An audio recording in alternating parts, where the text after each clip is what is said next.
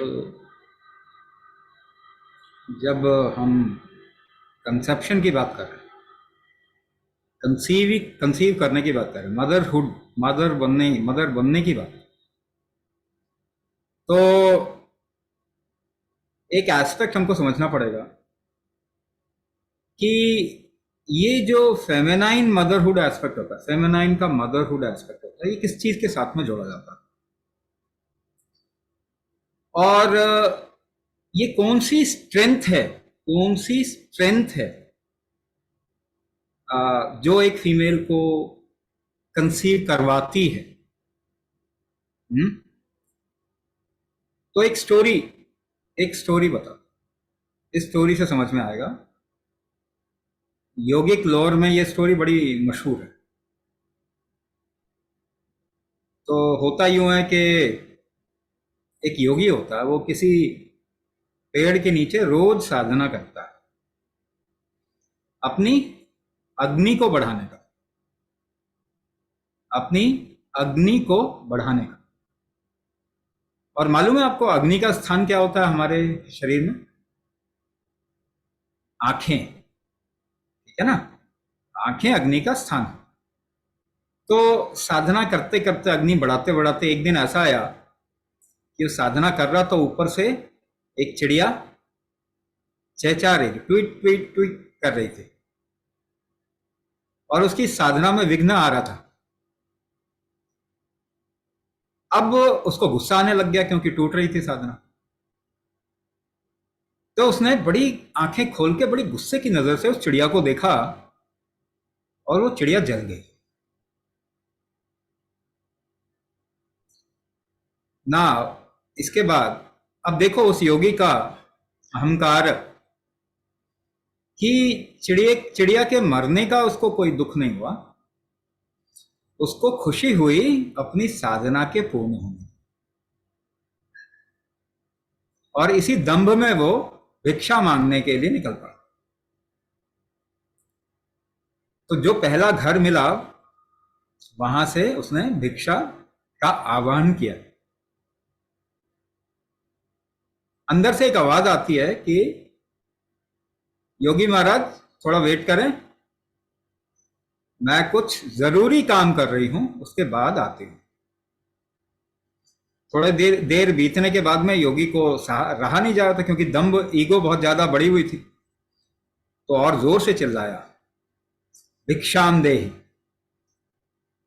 दोबारा से वही आवाज आई कि थोड़ा सब्र करें योगी महाराज, बहुत जरूरी काम में फंसी हूं, आती हूं।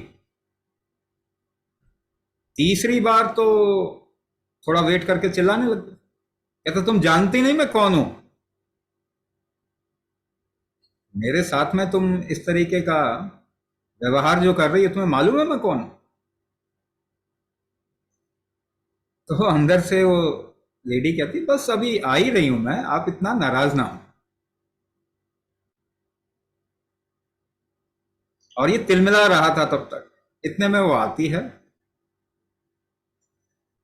और कहती है, महाराज भोजन ग्रहण करें, आइए बैठिए। कहती है, तुमने गलत किया मेरे साथ, मुझे वेट करा के, है ना? और वो तिलमिला रहा था।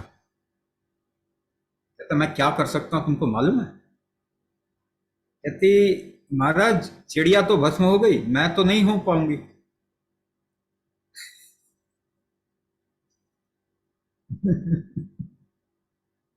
तो वो सकपका गया, कहता, अरे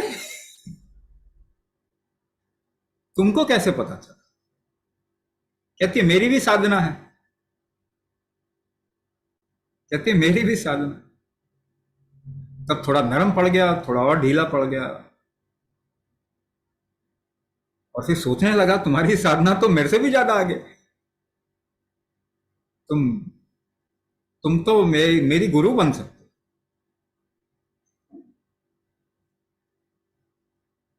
तो कहता है, नहीं नहीं। वो कहती है, नहीं, मैं आपके गुरु नहीं हूं, आपके गुरु के बारे में भी मैं बता दूंगी, कौन गुरु है, आप उससे मिल लीजिए।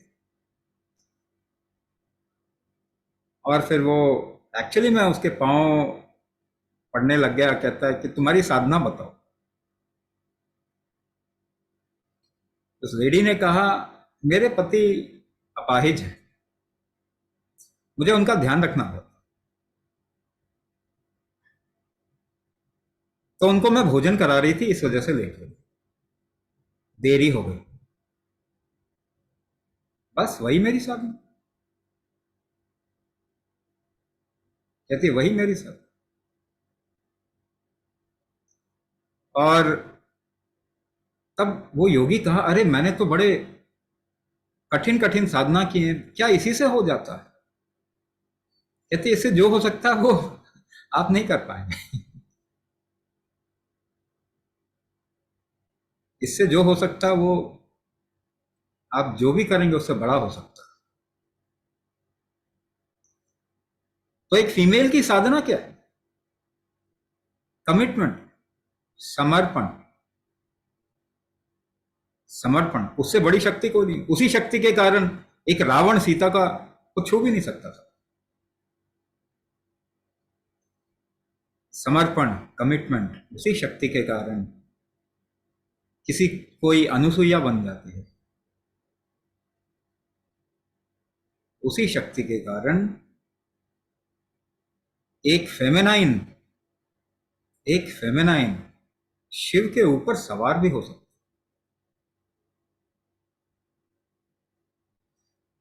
तो मातृत्व कहते हैं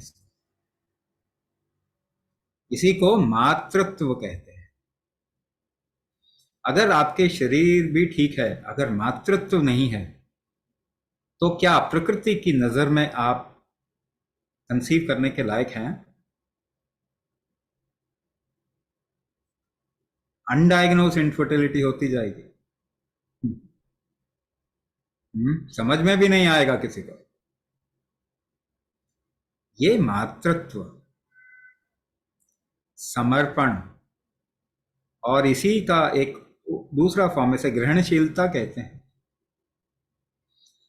तो आप देखेंगे हमारे कल्चर में इसको इस तरीके से बिल्ड किया है, जहां पे ईगोइस्ट पर्सन, ईगो वाला इंसान जब देखेगा ऐसी चीजों को कि एक स्त्री सेवा कर रही है, तो उसे लगेगा ये तो गलत काम कर, मगर वो ये नहीं पहचान पाएगा कि ये जो सेवा है ये सबसे बड़ी शक्ति।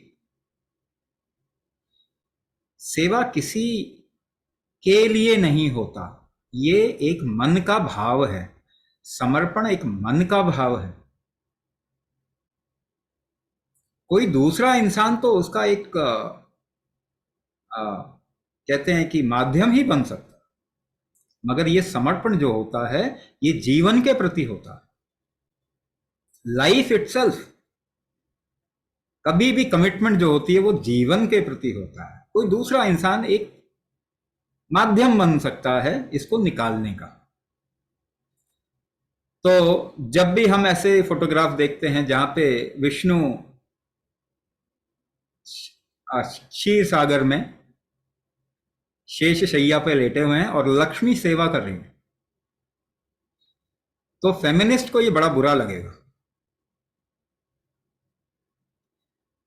लेकिन आपको मालूम है कि आपकी लाइफ में लक्ष्मी की ज्यादा वैल्यू, और आप पूरा जीवन लक्ष्मी के पीछे ही भाग रहे हैं, और वही शक्ति है विष्णु की।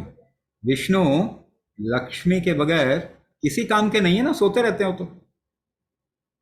शिव शक्ति के बगैर शव है ना,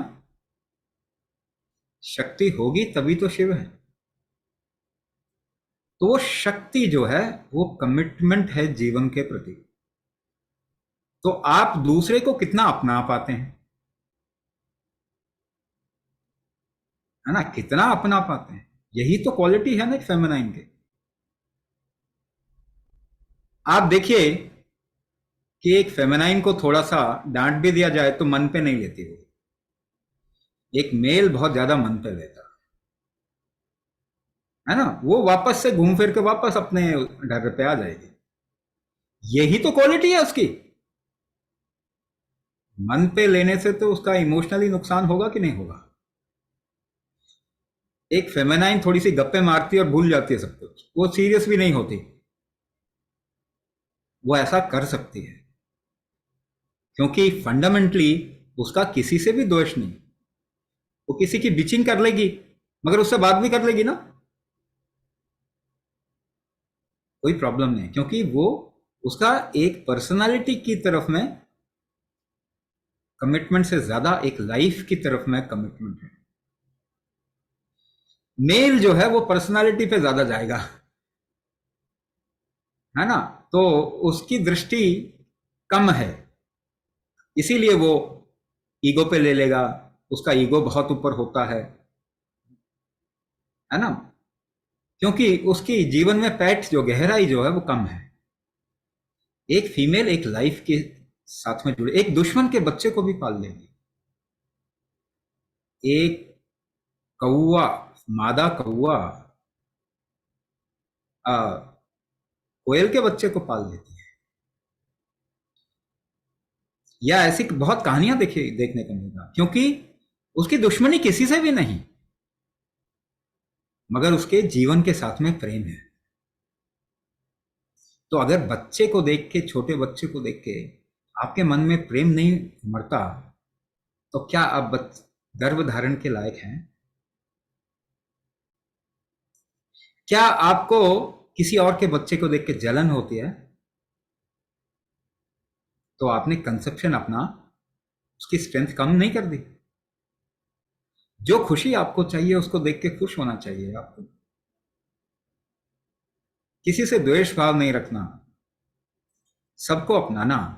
एक हमारे परंपराओं में, कल्चर में, समाज में कहा जाता है, एक स्त्री ही जोड़ती है एक परिवार, एक स्त्री ही जोड़ती है और स्त्री ही तोड़ सकती है परिवार को। तो जितनी भी लड़ाइयां हुई है, कहीं ना कहीं उसमें एक स्त्री का हाथ रहा है। तो ये दोनों ही, जो जोड़ सकता वही तो तोड़ सकता, जो जोड़ ही नहीं सकता वो कैसे तोड़ पाएगा? तो एक स्त्री अपनी शक्ति को पहचाने,